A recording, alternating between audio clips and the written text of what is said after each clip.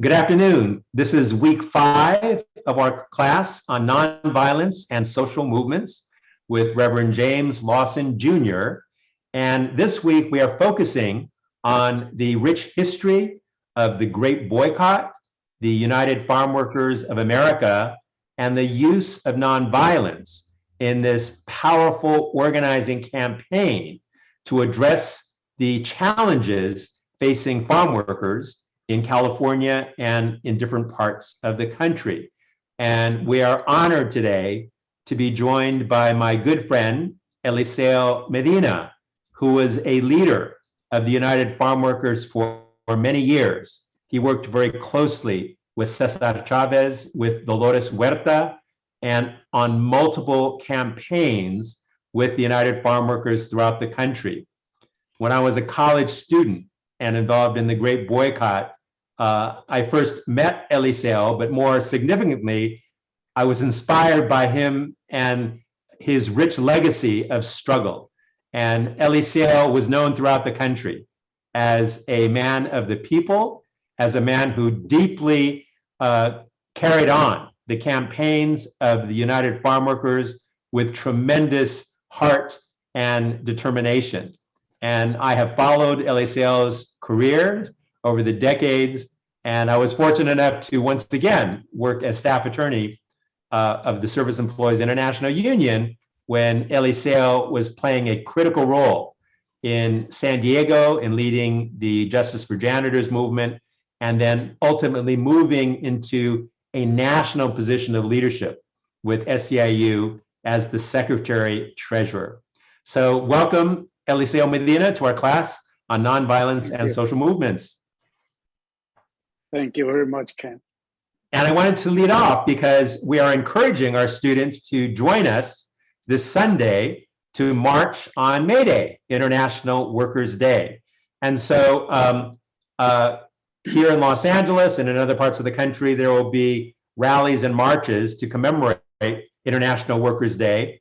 And what is significant is that the United Farm Workers and the Service Employees International Union were at the forefront of unions that called for the organizing of immigrant workers at a time when many others within the US labor movement were refusing to do so.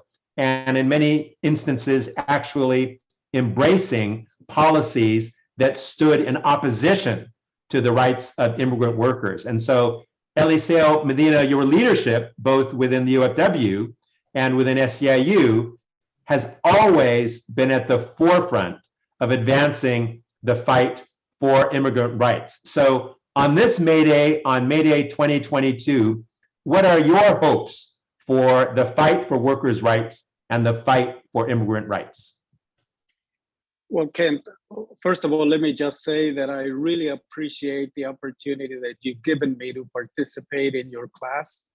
But more importantly, I'm deeply honored to participate with one of the heroes of the social justice movement in America, Dr. Lawson.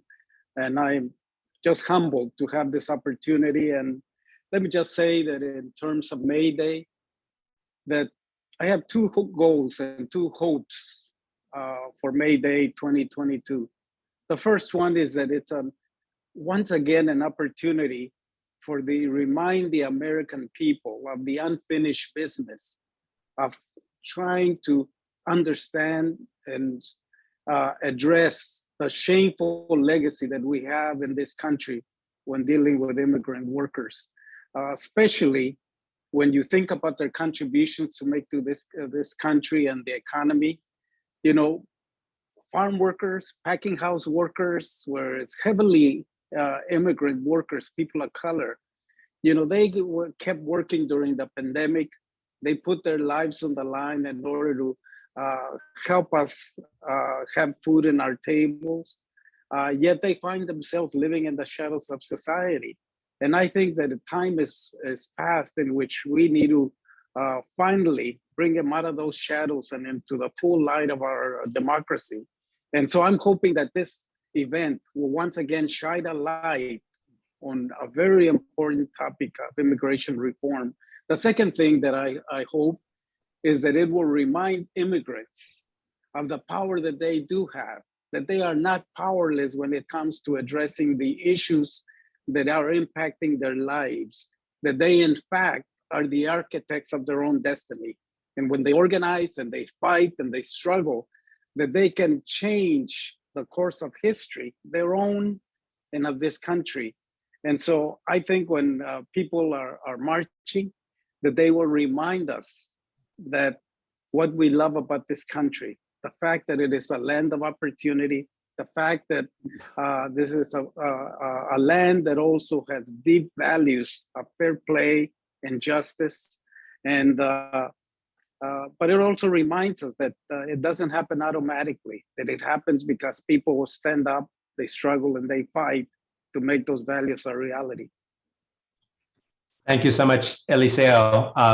Reverend Lawson, I remember back in the largest May Day in US history in 2006, we actually mobilized this very class, our students in the Nonviolence and Social Movements class, to join us to march on the 4.5-mile march down Wilshire Boulevard between MacArthur Park and the ultimate rally site.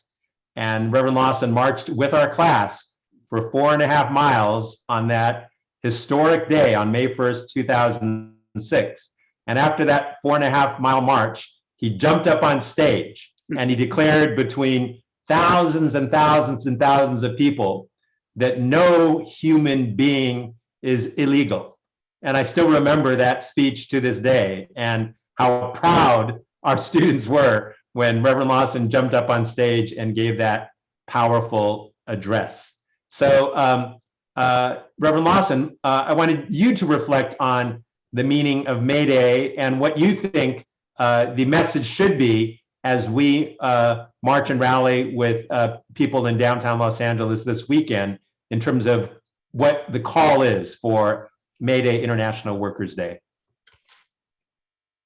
Yeah, so Kent, it's really great to have Eliseo Medina on our class this afternoon, and one of the fine voices across the years for truth and justice, especially for that which I think to be one of the primary tasks that we have in the movement, namely the organizing and strengthening of labor unions all across America, because it is clear to me that power structures really are not interested in economic justice or in safe working environments or in lifting all 330 million people in the United States to where folk can manage their own lives and manage to have their lives in the directions of their own families. We're not going to get that much help, I think, from power structure people and groups. We have to do it ourselves. I'm also convinced that if the activist organizations in the United States would genuinely adopt nonviolent theory and practice and action, we would do this much faster. We would have much more of our activity directed to goals that can be achieved and much more directed to helping people to recognize that nonviolence is not some foreign affair. It is at the heart of how we human beings exist. And one way of talking about nonviolence is to say that the powers of creation that help to create, that in fact created the human family, are the powers we ought to be using for bringing about the dismantling of the economic cruelties that exist all around our country and around the world, and instead having new models of how people can earn their living and families can be supported, and especially how the elderly, but especially how babies and young people can be surrounded with an environment that gives them really a strong human beginning and helps them to establish themselves. So I see nonviolence as critical for the struggle in every respect. As Gandhi, Mohandas K. Gandhi of India, I call Gandhi the father of nonviolence, like physicists call Albert Schweitzer the father of physics in the modern era. And it's not that Gandhi invented nonviolence, nor did Albert Einstein invent physics or astrophysics. These were dimensions of life, dimensions of poetry, dimensions of scripture, dimensions of research that especially came alive in essentially the 19th century into the 20th century. So nonviolence is an ancient science, but it's Gandhi who began to try to put the legs on it, to gather the history, to list the methodologies and the steps towards doing nonviolence, and to then gathering the many different, what Gene Sharp, the first great scholar maybe of nonviolence, called the tactics of nonviolence. And now social scientists have put together more than 300 tactics of nonviolent struggle, of which I maintain that one of the most significant tactic is what we have valued in working people, the strike, the refusal on site to do the work while conditions of work change to the better, while wages and benefits improve. And I want to point out to our students this afternoon that a society that celebrates how many billionaires we create each year from the economy and how many millionaires we create from the economy, rather than how we drive poverty downward and increase the well-being of our young people and children, especially. A society that accepts that kind of evaluation, that billionaires are critical instead of children are critical, is a society that's in real trouble with itself. And I'm not sure, what the future might be.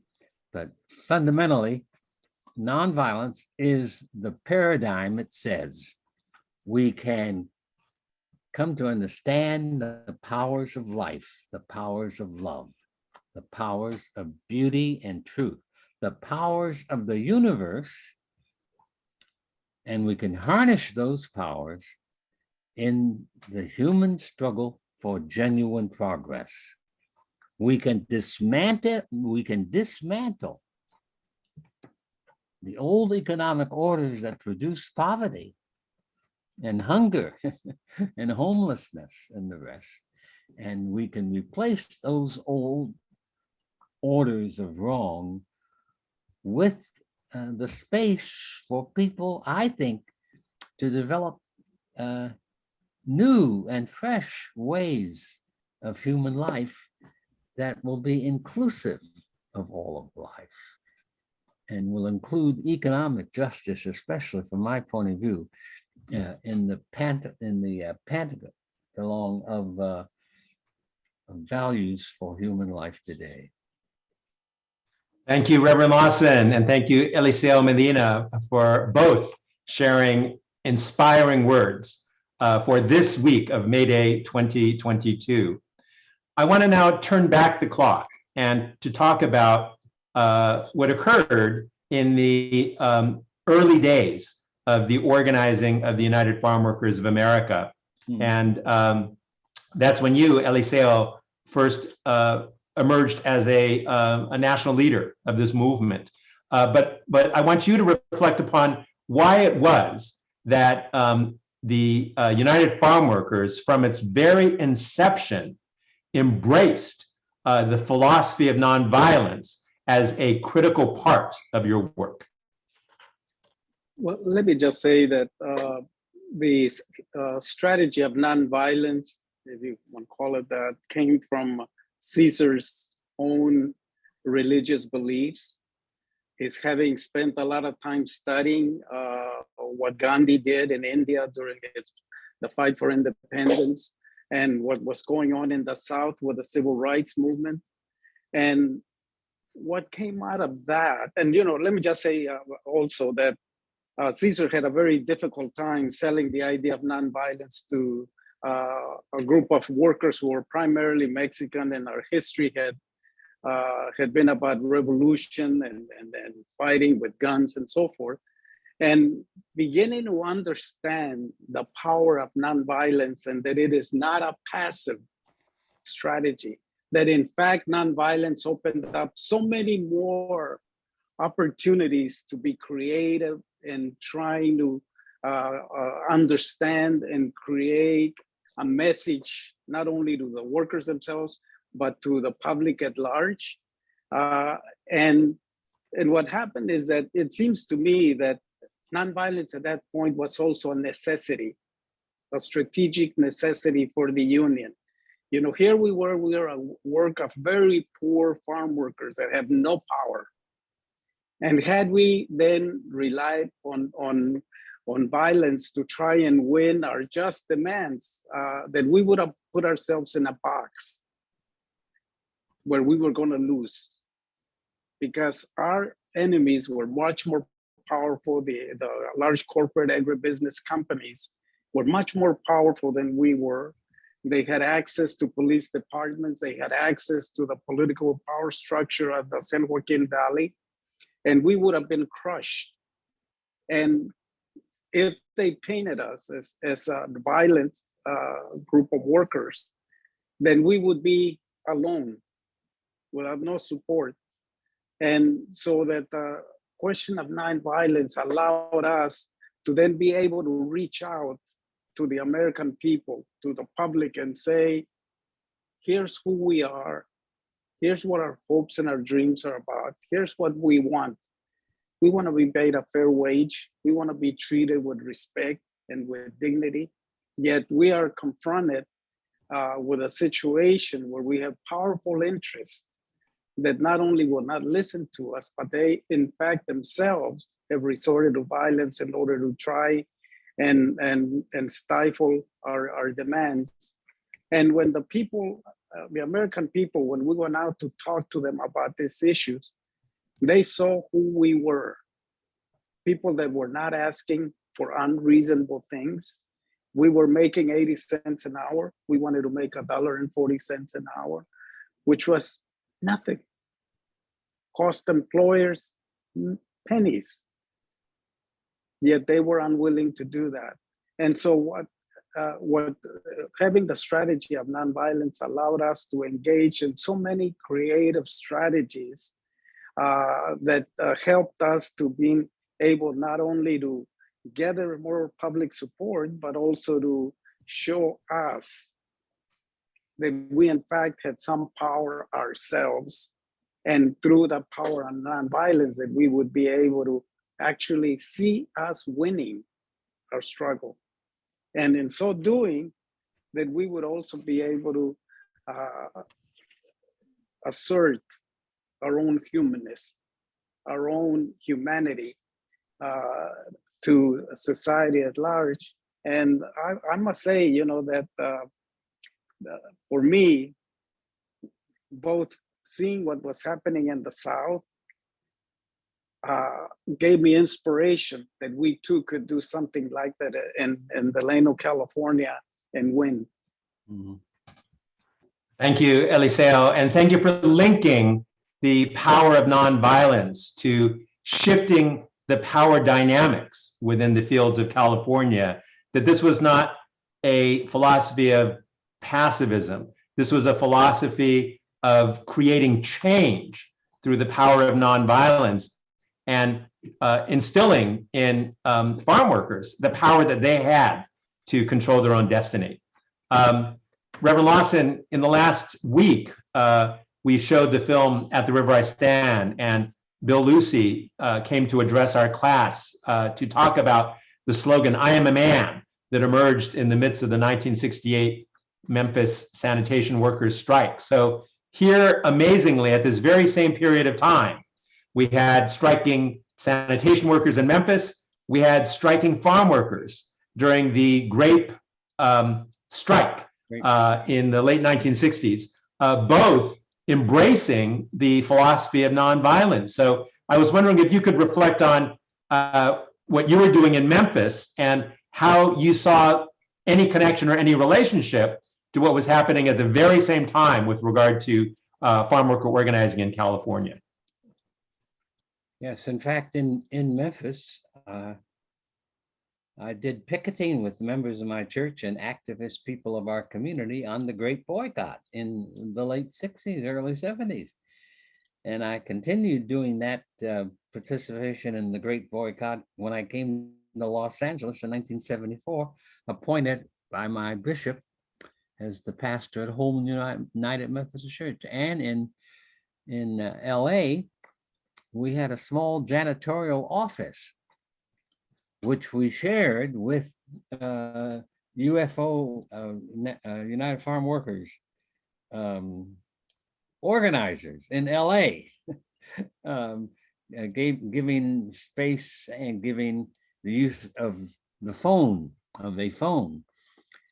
to do the organizing around Los Angeles. So there's a direct connection between the organizing of United Farm Workers and the dismantling of racism, Jim Crow law, and segregation,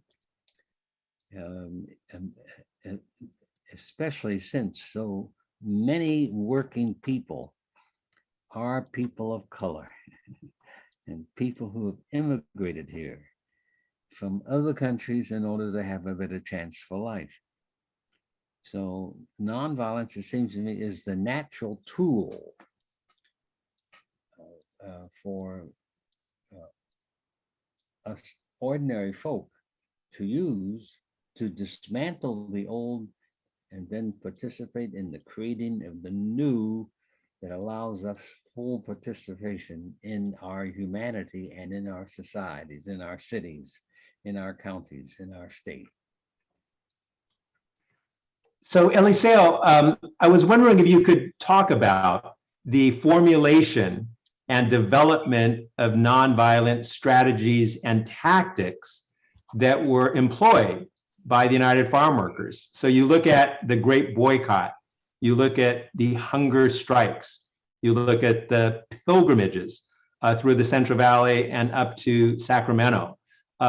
Many of these were grounded in the philosophy of nonviolence. So I was wondering if you could talk about how those particular campaigns took flight, how they were conceived, and how they were also used to mobilize and educate farm workers in the philosophy of nonviolence. Well, you know, let me just say that, first of all, as I mentioned earlier, that when I first saw what was going on in the South, I was scared. You know, I was 19 years old and I was looking on television what was going on.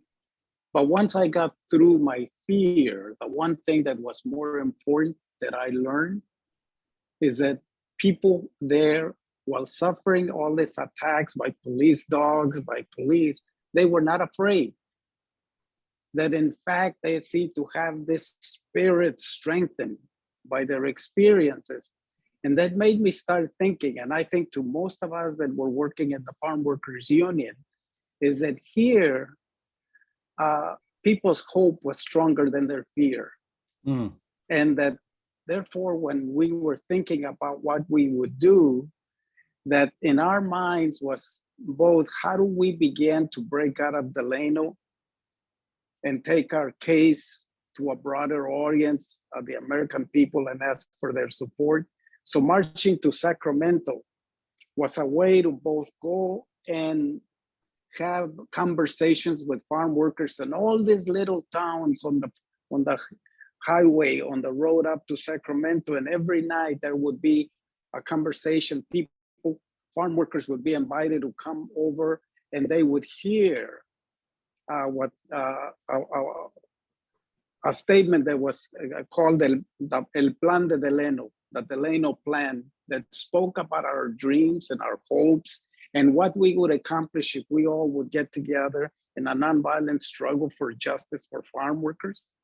And throughout this whole town, there were thousands and thousands of workers that were brought into a conversation about what we were trying to do and what we'd be capable of doing. And when finally we reached Sacramento, there were 10,000 people that joined us, farm workers, unions, supporters, people from every part of the community, the churches. There were white people, brown people, black people. I mean, everybody coming together to deal with that. And when we saw that as farm workers, we saw that we were not alone and that the power of that was something that was beyond the control of the growers and gave us hope to continue building on. And then when the boycott began, it was a way of taking the fight away from Delano, where the growers were all powerful, to the cities where they had no power. Because there they were dependent on people buying their product. And our strategy was that then we would go out and have conversations in union halls, in high school classrooms, even in grade school classrooms, in churches on Sunday, and synagogues, and union conventions, and union meetings, wherever, and people were willing to talk to us. We would talk to them about what we were trying to do, and the support continued to grow. And we were doing something that the growers had no control over. We were having thousands and thousands of conversations everywhere. And when we thought about it later, or at least when I thought about it later, I saw that here was the civil rights movement and the farm workers movement pretty much traveling on parallel tracks. So when we talked about us marching to Sacramento, the civil rights movement was marching from Selma to Montgomery. When we were, when they were doing a Montgomery bus boycott, we were started doing a great boycott. And all of these things, it seems to me that it just showed that it not only brought the struggle of the farm workers, and I must say for civil rights as well in the South, into the mainstream of American life, where everybody in this country was part of that conversation. And they were, the power of nonviolence is that it gave them permission to reflect, to think about what the issues were that people were raising about poverty, about the disenfranchisement, both from voting as well as from participating in society, and that they, the public, had a role in playing in changing the direction of this country by what the issues that were being raised by poor people. And that would not have been possible without that, the power of that nonviolence, and by the message I think that people like Dr. King and Dr. Lawson were projecting out, because they became our voice in this struggle. And I think, you know, that it was both the strategy and but also the values that went beyond just our individual struggles into American society. Thank you, Eliseo. And I think you accurately captured that energy, that spirit, that power that that addressed both the injustice that farm workers had been facing, that was a deep alignment of both their exploitation and abuse as workers, but also the racism and discrimination that they faced as workers of color. And similarly, you know, in our discussion last week on the Memphis sanitation workers strike, the whole slogan, "I am a man," very much spoke to that it was not just a demand for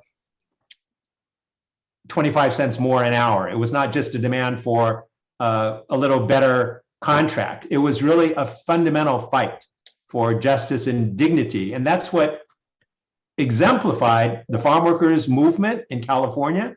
And that's also what exemplified the Memphis sanitation workers strike and so many of the other justice movements that Reverend Lawson helped to lead in other parts of the South. So, but Reverend Lawson, I wanted to go back. Oh, please, Eliseo.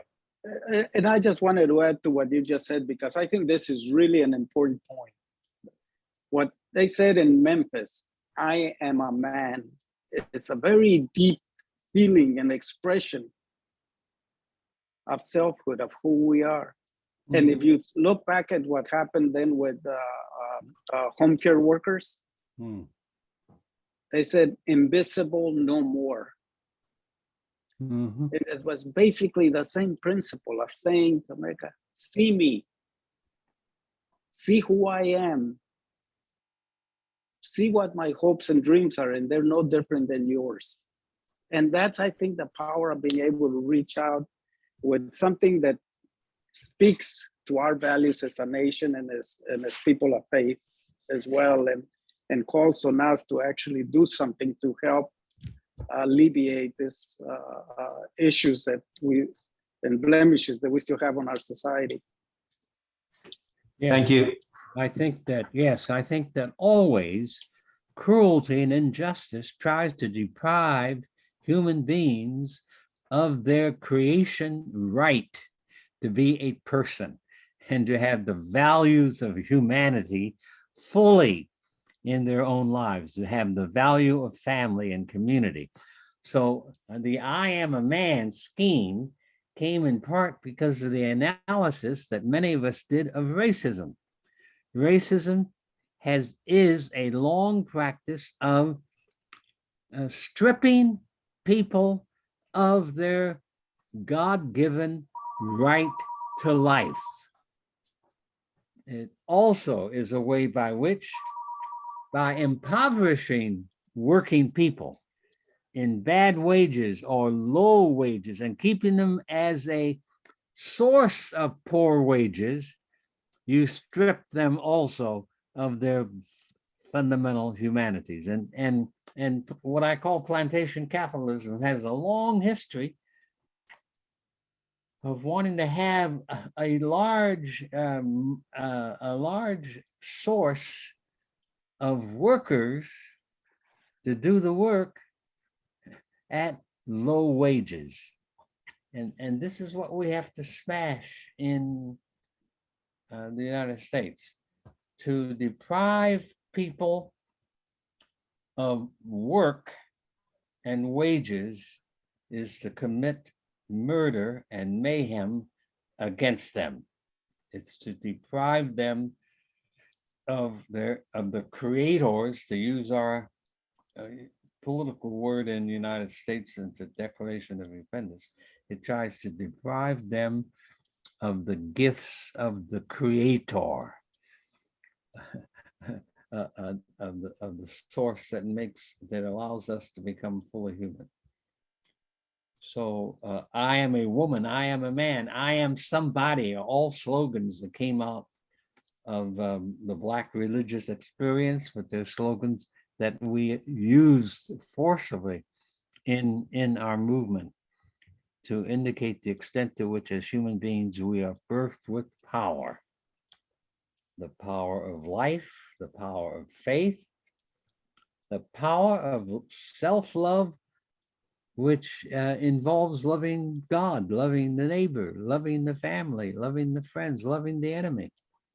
It's not all the same kind of love, but if we could recognize how foolish Ukraine wars are, we oppose Putin because of the war, but we very often, on the victim side, we think, well, war is the only way to fight war, but maybe that's not true.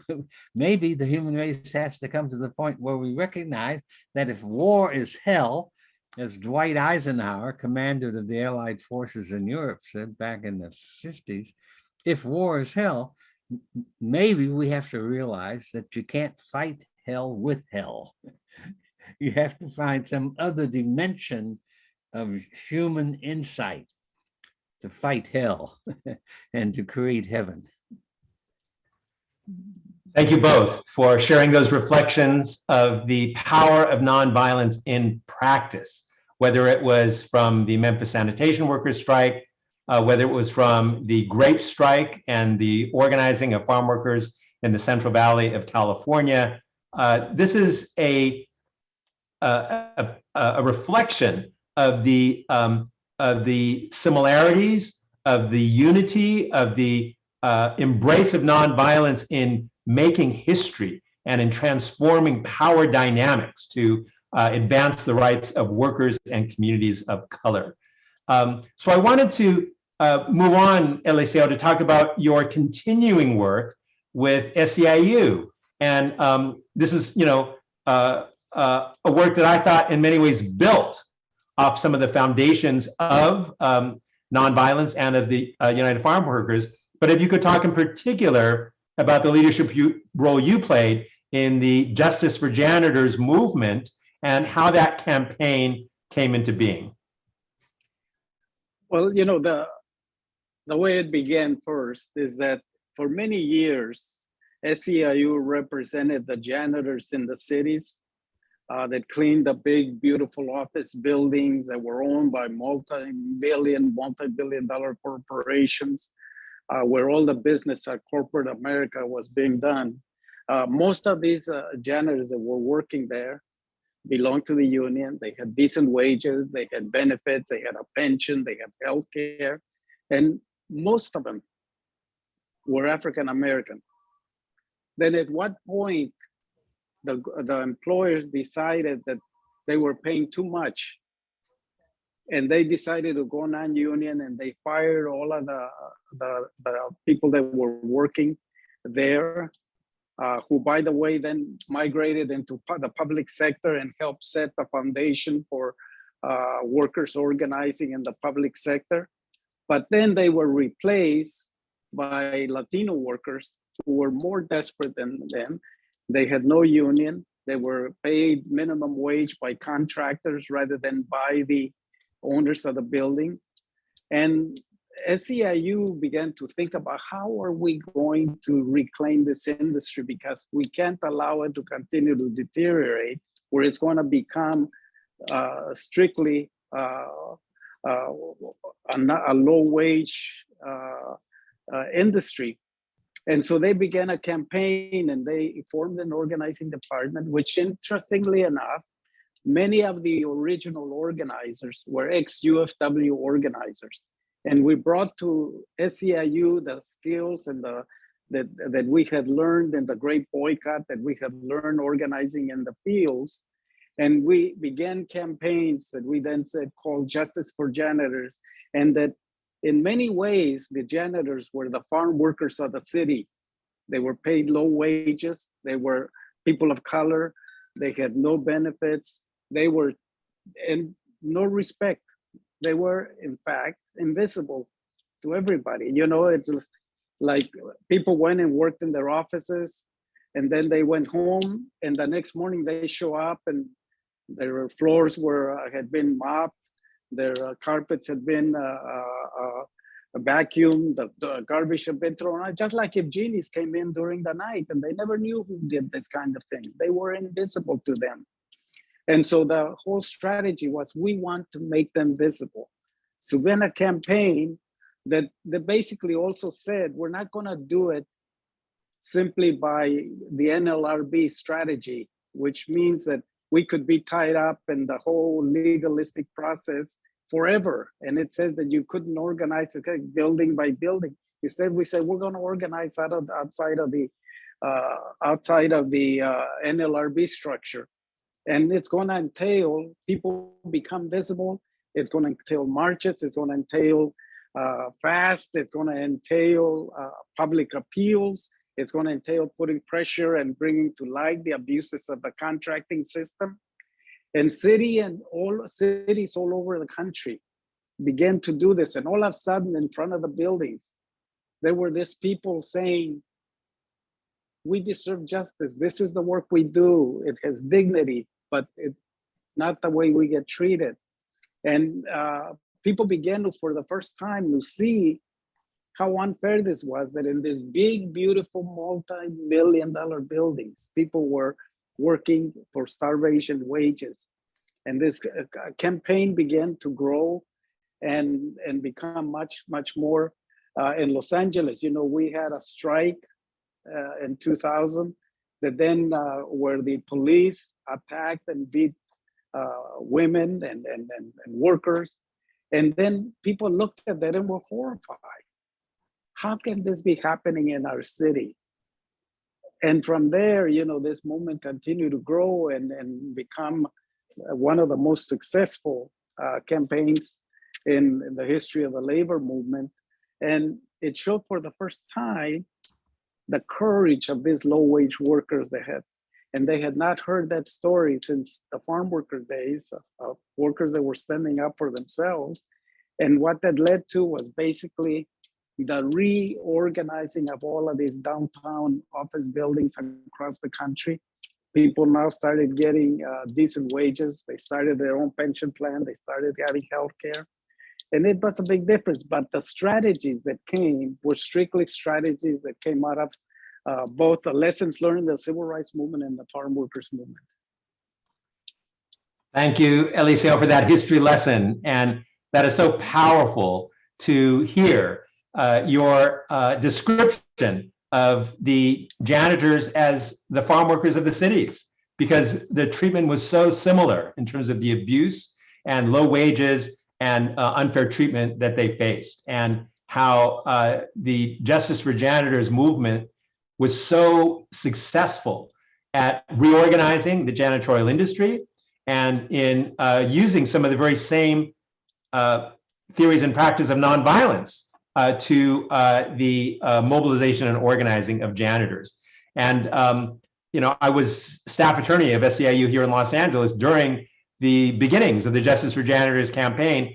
And I remember that Reverend Lawson was called in by John O'Shafer, by Mike Garcia, to train the janitor leaders in the philosophy of nonviolence. So Reverend Lawson, can you talk about your involvement in the early days of the Justice for Janitors campaign here in Los Angeles, and what approach you took to work not only with the hotel workers, but also with the janitors?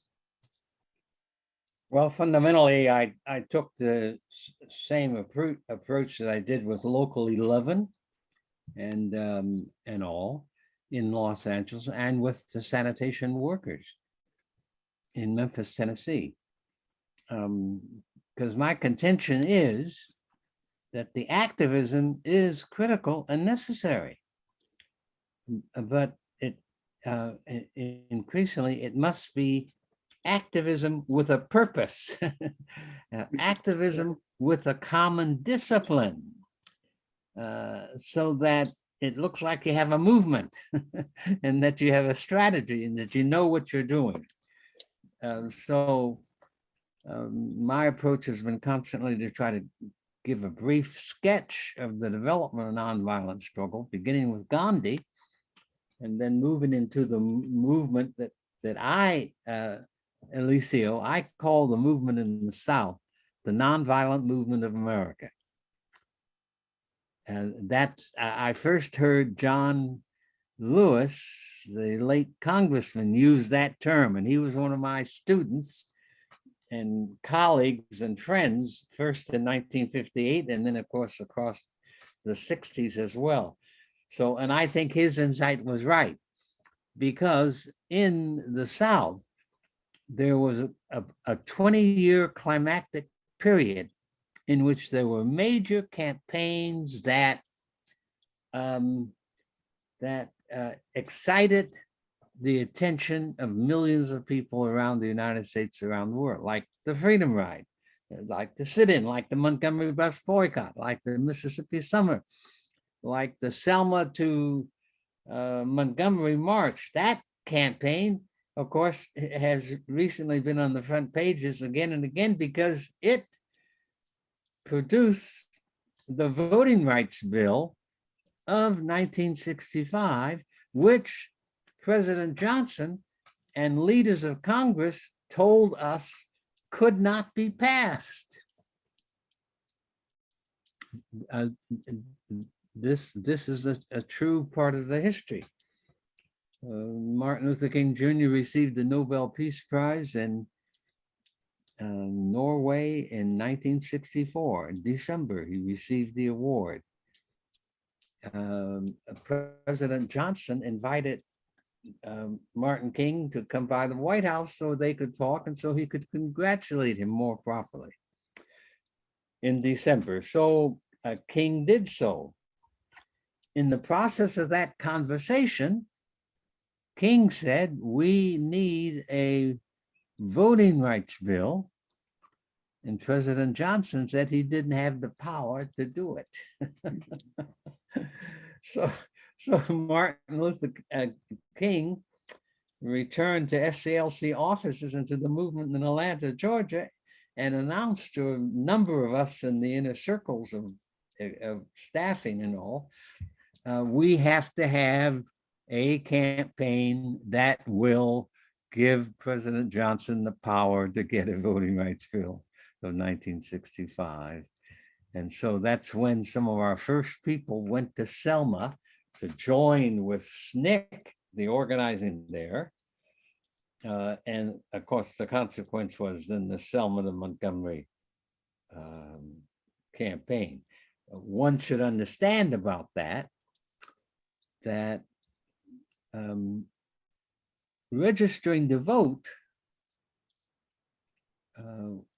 was always a part of the strategy of the NAACP as the major civil rights group in the United States from 1909, 1910, as they were created. They had two strategies. One, to get lawyers to take discrimination cases to the Supreme Court and to rid the Constitution of any support of Jim Crow law or racial discrimination. That was the major strategy, and they did that, I think, brilliantly, because for the first time in the 40s and the 50s, the Supreme Court had considered human rights of the American people, which hadn't been a part of the Supreme Court consideration of law at all, except to declare that Black folk in 1896, they declared that Black people had no rights in the United States. In the famous Plessy court decision in 1896, I think, they declared that Black folk, had no rights that white people had to consider, in spite of the Bill of Rights now, in spite of the Constitution. Black people had no rights that needed to be observed and upheld by white people. A vicious decision from the Supreme Court. So the NAACP chose very rightfully, they selected a strategy of getting the laws challenged so that the Constitution could speak more clearly about the human rights of everyone.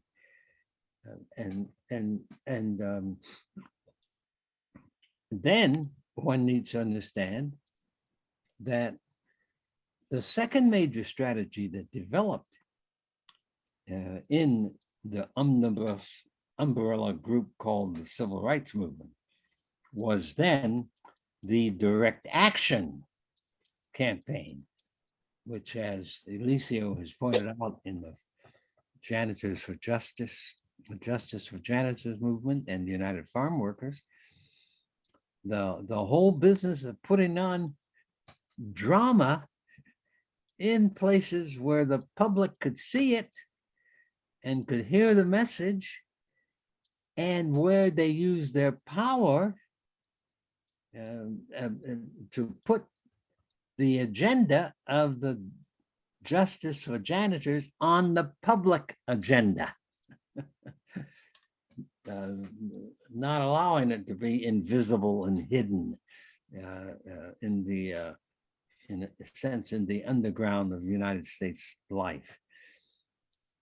And so that task of adopting nonviolent tactics is critical. And it is my contention that we could make a far more progress if we could get churches and activists and unions everywhere to adopt the philosophy of nonviolence that basically says that all of us human beings are in the same boat. A hole in the boat sinks the whole boat. So all the holes in the boats of human life have to be plugged up so the human race can begin to enjoy a commonality of, what's the word I want to use? Commonality of community, a commonality of justice, a commonality of the beloved community. And that can happen.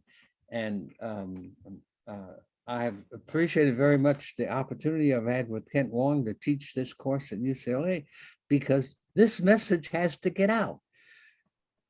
We have more than enough activism in the United States that if it can get really deeply engaged in understanding struggle and understanding how we who struggle must be united in our struggle, must have deep respect and appreciation for each other. And I shall never forget the Unite Here Local 11, many of whom people I meet around Los Angeles still.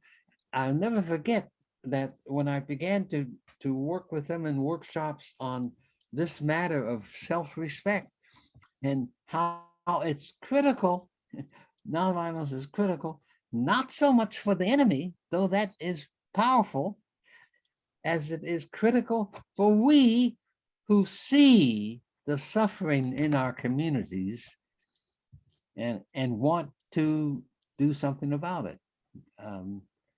To see how the labor movement in Los Angeles has grown in its self-identity, in its self-respect, in its sense that does have power.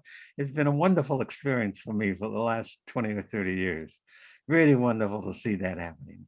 And Kent and Eliseo will know that now we are a city of over 800,000 union people. And I hope that in another decade, it will be 160,000. I mean, it'll be 106, it'll be 1,600,000 union people, because that kind of number in Los Angeles is important, because the numbers are important. Because if that many workers come together in organized assault upon bad wages and the lack of safety and mistreatment by bosses and supervisors, it'll again change Los Angeles city and county in ways that we cannot imagine. Well, the revitalization of the Los Angeles labor movement has been powerful, and Reverend Lawson, you have been a critical leader and a critical spiritual and moral force that have helped us grow this movement. So that's why I think it's so appropriate that the building behind me is named now the UCLA James Lawson Jr. Worker Justice Center. We didn't want to call it the Civil Rights Center. We didn't want to call it, we didn't want to narrow it. And you have been such an eloquent voice and force for worker justice that we thought that that was the appropriate name for this building. And when you unveiled the name, Kent, I was delighted, because I love workers' justice. I mean, that has to be the case, because all other things are less than important than the fact that 23% of children in the United States live in poverty, and 23% of children live in a household where there's at least one adult who's engaged in full-time or double-time work.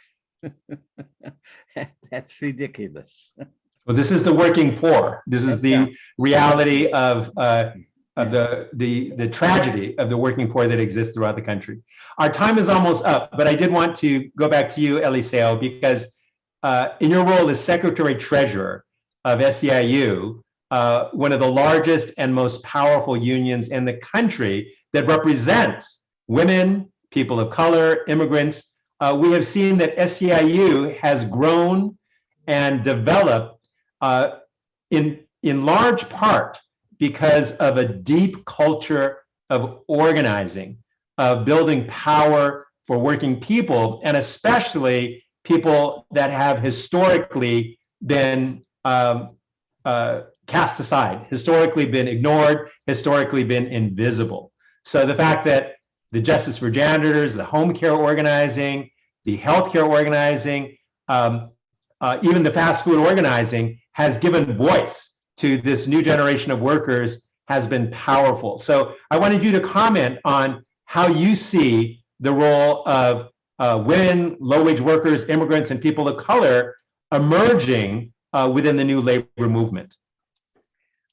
Well, Ken, I think that one of the things that we learned because of who SEIU represents and what at its core about justice for working people is that we learned two things. One is that no matter how big and how important we think we are in SEIU, the problems of America are too big for us to solve by ourselves. So one of the things that SEIU done is invested a lot of time, energy, and resources in building coalitions with other groups, other unions, not only in Los Angeles, but throughout the United States and even around the world, to try and bring all of us to work together, to bring our collective strength to help solve some of these problems that seem intractable. But in reality, we are far more powerful than we believe we are. And that if we work together, there is nothing impossible that we cannot accomplish. The second thing is that taking a page from Dr. Lawson's playbook, SEIU also invested a lot of time, energy, and resources in helping immigrants and Latinos, people of color, Asian Americans, Latinos, African Americans, also began to use the power of their vote and voter registration, citizenship classes, and even undocumented workers that cannot vote. They certainly can talk. They can knock on doors. They can talk to their friends who are citizens and say, we all share the same problems in this country. And while I can't vote, you can. So you vote for yourself, and you vote for me, and vote for our future, so that we bring our collective power to the ballot box, bring it to also to our workplaces to make them a place of justice. And that is what I think SEIU has learned from the civil rights movement, from the farm workers movement, and people that came before us. And that if we all work together, we can make America the country of our dreams. And I'll just end by thanking you and thanking Reverend Lawson with just one other reflection, is that I had an opportunity to join the annual march from Selma to Montgomery and to have walked in the footsteps of Martin Luther King, of John Lewis, of James Lawson. To me, was one of the highlights of my life as a union organizer, because in fact, it was a path of glory, a path of justice, and the path that I think that all of us who care about this country should follow in those footsteps to get us where we need to be. Thank you for those inspiring words. Eliseo Medina, former leader of the United Farm Workers of America, Secretary Treasurer Emeritus of the Surface Employees International Union. And I'll give the last word to you, Reverend Lawson, to close us out. We led off the discussion on May Day, which is this coming Sunday.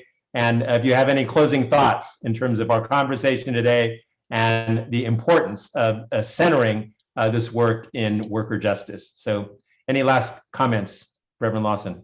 I'm not sure that I have a last comment, but I appreciate having Brother Medina here. And it reminds me of all the folk that we've had in the particular labor struggle in Los Angeles and in Memphis, Tennessee. That community of resistance, to me, is one of the most important things about my own life. I know that I have taken strength again and again in work from the workers of the Public Works Department in Memphis, Tennessee, and from the many different unions here in Los Angeles, where I have felt deep commitment to truth and justice and deep commitment to continue this good work, maybe the greatest work any of us can ever have. With that, we'll close today's session. So thank you so much, Reverend Lawson, and thank you, our guest speaker, Eliseo Medina.